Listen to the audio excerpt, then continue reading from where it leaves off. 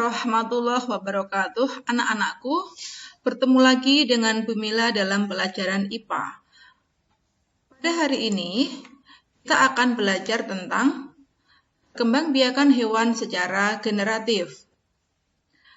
Kembangbiakan hewan ada dua, secara generatif dan secara vegetatif. Secara generatif atau kawin dan secara vegetatif tidak kawin.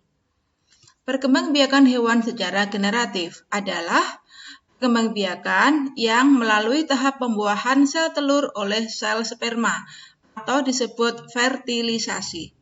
Perlu kalian ketahui anak-anak bahwa pembuahan atau fertilisasi ada yang terjadi di luar tubuh induknya atau eksternal dan ada yang terjadi di dalam tubuh induknya atau fertilisasi internal.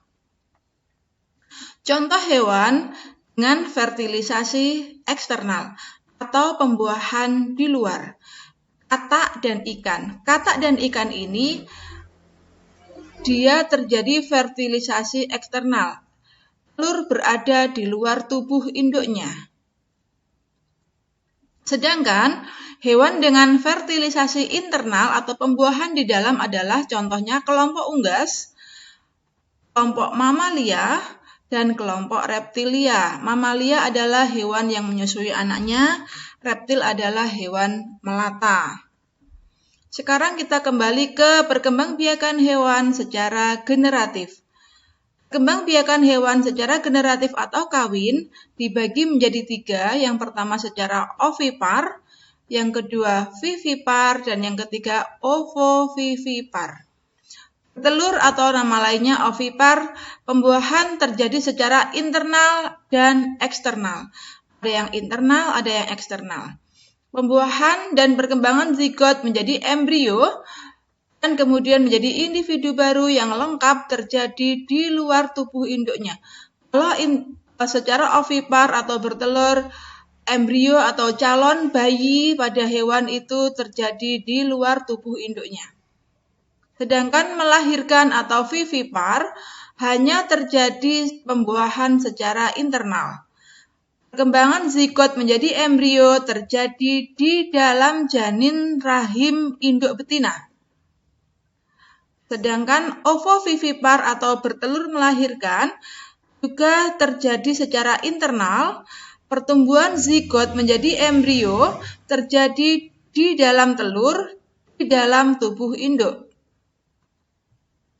Perbedaan antara hewan ovipar dan vivipar. Hewan ovipar tidak memiliki daun telinga, tidak memiliki kelenjar susu, dan tubuhnya ditutup oleh bulu. Sedangkan pada vivipar memiliki daun telinga, memiliki telinga, dan memiliki kelenjar susu, dan tubuhnya ditutup oleh rambut. Anak-anakku, sebenarnya apa sih bedanya bulu dengan rambut? Perhatikan gambar ini. Ini bulu dan ini rambut. Kucing ini berambut, bukan berbulu. Sedangkan burung, dia berbulu. Jadi bedanya rambut dengan bulu seperti ini. Kucing berambut, singa berambut, harimau berambut, kelinci berambut. Sedangkan yang memiliki bulu, burung, ayam, angsa, bebek itu semuanya berbulu. Jadi beda ya antara bulu dan rambut. Anak-anak sekarang perhatikan contoh hewan yang berkembang biak secara ovipar atau bertelur. Ada ikan, burung, ayam, dan katak. Sedangkan secara vivipar atau melahirkan ada kucing, sapi, paus, macan, kelinci, lumba-lumba, dan lain-lain. Anak-anak perlu kamu ketahui, paus dan lumba-lumba ini berkembang biak secara melahirkan karena dia adalah mamalia yang hidup di air.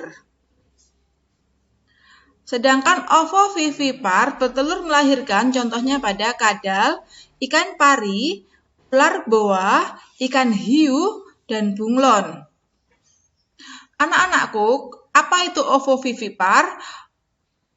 Kadal sebenarnya merupakan hewan bertelur, tetapi telurnya menetas di dalam tubuh induk betina, kemudian anaknya keluar dari tubuh induk betina.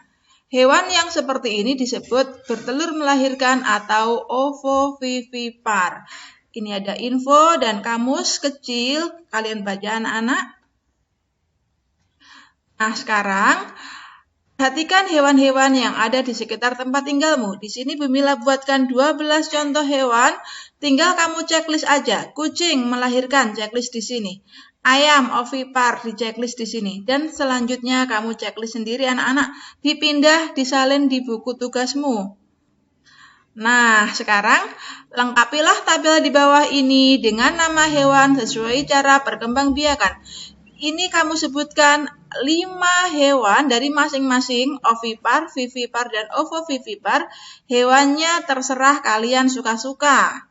Juga dipindah di buku tugasmu. Nah, anak-anak, selamat belajar.